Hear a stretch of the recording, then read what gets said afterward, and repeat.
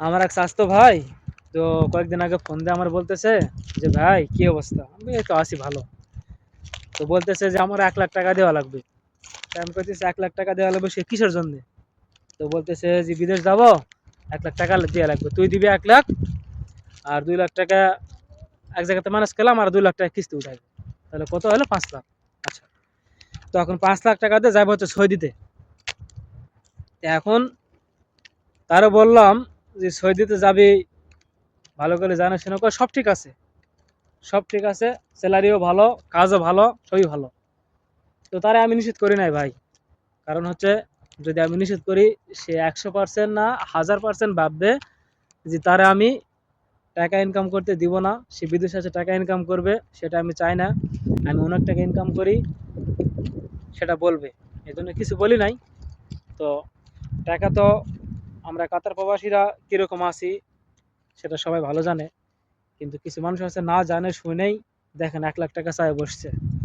তো 1 লাখ টাকা চায় বসছে, এখানে কত প্রবাসীরা আছে যে 1 লাখ টাকা বাড়িতে দেওয়া না, টাকা নিয়ে আসে বাড়ি থেকে খাইতেছে। আমি যেখানে কাজ কাম করি আলহামদুলিল্লাহ, কাতারের পরিস্থিতি হিসাবে আমি নিজে চলতে পারতেছি, এটা আল্লাহর কাছে লাখ লাখ শুকরিয়া। যে আমার মতো একটা ছেলে কাতারে যদি বেকার থাকতো, আজ আমার ফ্যামিলি থেকে আমাকে টানার মতো সম্ভব হতো না, সম্ভব না।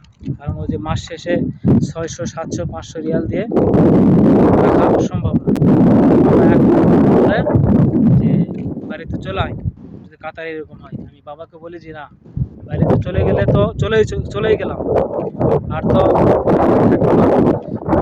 কাতারে থাকা অবস্থায় দেখি যদি 2 টাকা ইনকাম করে নিজের কিছু করে যাইতে পারি, তাহলে হয়তো আমার জন্য ভালো, পুরো পরিবারের জন্য ভালো।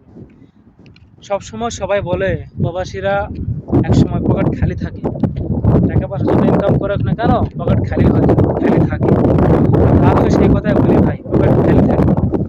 তাদের জানেন, যারা সবসময় টাকা পয়সা পরিবারকে দিছে, তাদের পকেটটা খালি থাকবে, তাদের পকেটটা আর ভরা থাকবে না। সবার মনের আশা পূরণ করতে যায়, নিজের মনের আশা পূরণ হয় না।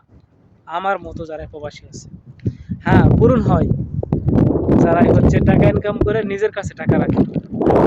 অনেক বন্ধু বান্ধব টাকা ইনকাম করছে, নিজের কাছে টাকা রাখছে,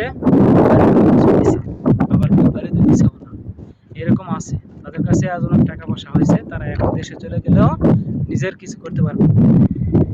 সবাই এরকম না, সবার মন একরকম না, সবাই একরকম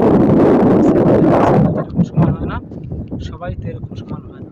তো আমি এরকম না, আমি সবসময় চাই যে নিজের ফ্যামিলি, নিজের পরিবার, নিজের বাবা মা কখনো আমার খারাপ যাবে না, কখনো আমার খারাপ যায় না।